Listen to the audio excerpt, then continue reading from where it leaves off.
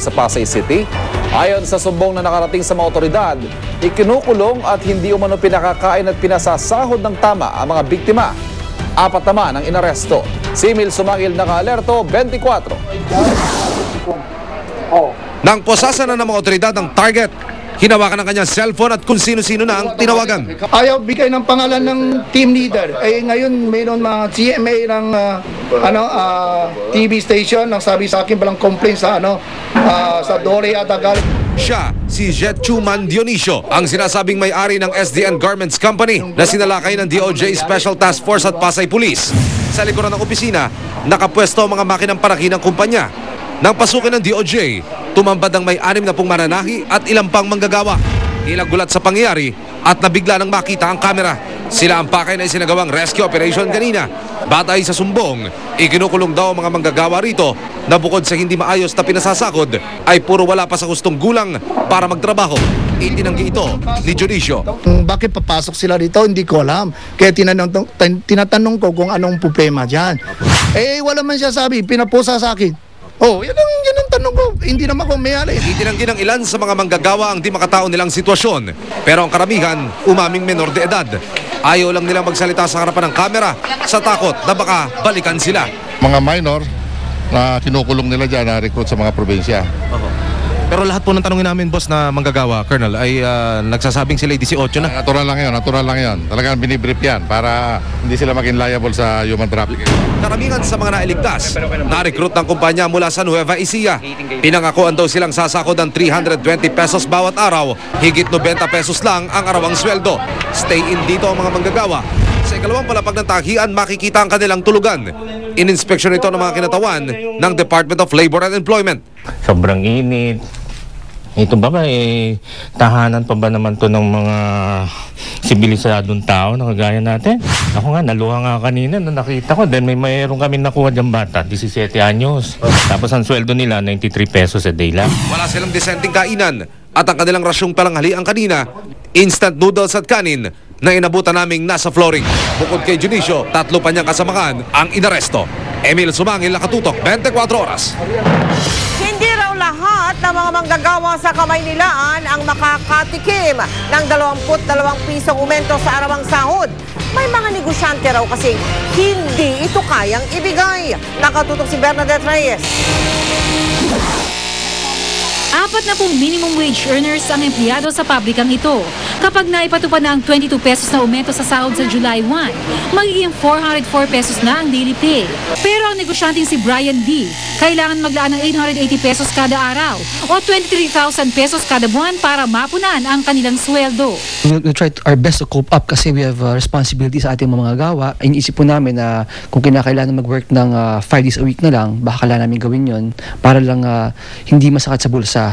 Hindi naman handang makapagbigay ng aumento sa sahod si Eddie Santos. Nasa lanta kasi ang kanyang tindahan noong bagyong Ondoy. Nagsisimula pa lang silang bumangon. Sa ngayon, itong mga naapektuhan ng Ondoy, mga nagbabayad pa ito ng katulad namin. Nagbabayad pa kami ng mga utang, nagbabayad pa kami ng pinuhunan uli namin dahil yung lahat ng mga paninda namin na-wipe out. Sa ilalim ng batas, exempted sa pagbigay ng aumento ang mga negosyong may problemang pinansyal, nasa lanta ng kalamidad, mga bagong negosyo, at mga negosyong may 10 empleyado pababa. 97% ng mga negosyo sa Pilipinas ay small and medium enterprises. Ibig sabihin, hindi ganon kalaki ang kanilang kapital. Kaya kung magbibigay sila ng dagdag na 22 pesos na sahod, maaaring mapilitan ilang kumpanya magbawas ng trabahador o kaya tuluyang magsara ang ilang negosyo. Ayon sa American Chamber of Commerce, isa na ang Pilipinas sa may pinakamataas na sahod sa Asya. Kaya kung itataas pa ang minimum wage, mapupunta na sa ibang karatig bansa ang trabaho na dapat sanay para sa mga Pilipino.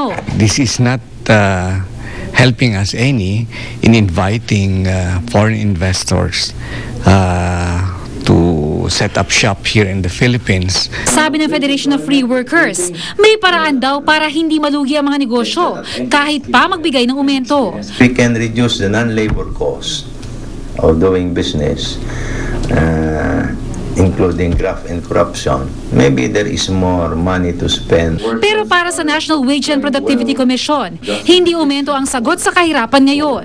You have to train, educate, Dahil hindi pa tuluyan nakakabawi ang ilang negosyo sa financial crisis, maaaring hindi lahat ng 2.7 milyon na empleyado sa Metro Manila na minimum wage earners makakatanggap ng dagdag na sahod.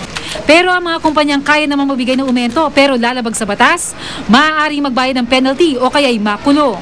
Bernadette Reyes, Nakatutok, 24 Oras. Sinampahan ng reklamo ng Department of Trade and Industry ang 11 flour miller. Sobra raw kasi ang presyo ng harina ng mga ito, dahilan kaya hindi daw bumababa ang presyo ng tinapay. Nagbabalik si Bernadette Reyes. 11 flour millers ang nahaharap ngayon sa reklamong overpricing. Kabilang dito ang 2 kumpanya na nagbababa ng presyo ay kulang pa rin, ayon sa Department of Trade and Industry o DTI.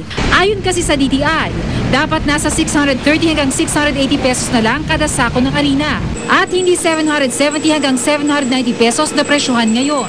Ang sagot nila, tumaas daw ang sweldo ng tao nila, tumaas daw yung kuryente nila. Marami silang ibang dahilan na hindi doon sa punto de vista na mababa ang trigo. Kung bababa ang trigo, that's 75% of a bag of flour. Pero sa kwenta ng Flour Millers Association of the Philippines, nasa 740 hanggang 760 pesos dapat ang presyo ng kada sako ng harina ngayon. Lalo na ngayon, tamasa naman ang asukal ng 2 piso. Dapat yun ang pagtuunan ng pansin. Huwag naman yung puro harinang irereklamo. Bumababa naman ang presyo ng harina. We are now at 760. That's over 200 pesos or 25% lower than its highest price. Hindi malaman ng DTI kung saan galing ang kwenta ng flour millers. Basta ang kwenta raw ng DTI may basihan para mag-rollback. What we are using as data is also the very same data that we use actually that came from them whenever they ask for a price increase. So why can't we use that now as the basis for any rollback? Ayon sa DTI, taong 2007 pa huling nakabili ang mga panadero ng harina sa presyong 600 pesos. Kung masusunod ang rollback, magmumura ng 4 na piso ang kada 600 grams na loaf bread. 2 piso naman ang mababawa sa presyo ng kada 10 piraso ng pandesal. Ang sabi ng bakers, hanggang hindi mag 650 ang harina, hindi sila makakapangako ng piso.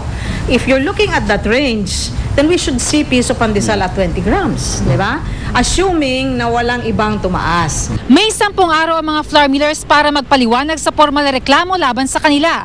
Pero sakaling mapatunayan nagkasala, maaari silang magmulta ng 5,000 hanggang 2 million pesos. Bernadette Reyes, Nakatutok, 24 Oras.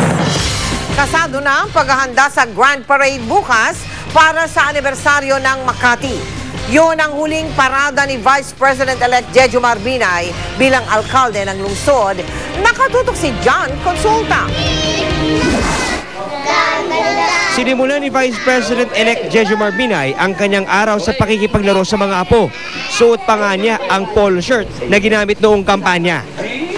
Tuloy-tuloy rin ang pagdating sa kanyang bahay ng mga bisitang bumabati.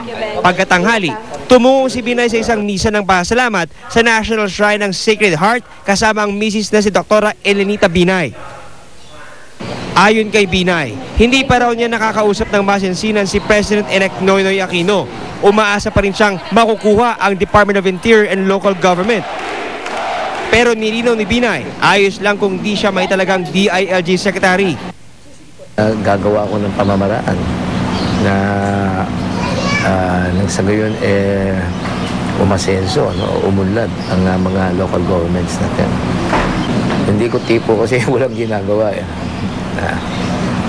Kaya ba kung ang pananaw sa Vice President nag-iintay, tumitingala sa langit, spare time, hindi yun ang magiging trabaho ng Vice President yan. Bukas ang ika-340 anibersaryo ng lungsod ng Makati. Ito na rin ang huling parada ni Binay bilang alkalde ng lungsod. Kasado na ang preparasyon para sa Grand Parade bukas. Kanya-kanya ng gimmick ang mga participants sa pagpapaganda ng mga float, mula sa paggamit ng mga recycled materials hanggang sa simple pero magagarang mga disenyo. We have a cash prize na ibibigay. Sa first prize will be 200,000, ang second prize ay 100,000, and ang third prize ay 75,000. Handa na rin ang mga poster at tarpaulin para batiin ang bagong Vice President-elect ng taga Makati. Ang malaking tarpaulin na ito ang isa sa mga gagamitin bukas sa parada. Nagpapakita ng makulay na buhay daw ni Mayor Binay na uupo bilang ikalawang pinakamataas na opisyal ng bansa. And we're very happy that he won the vice presidency because we strongly believe that he can do the task of a vice president. John Consulta, Nakatutok, 24 Oras.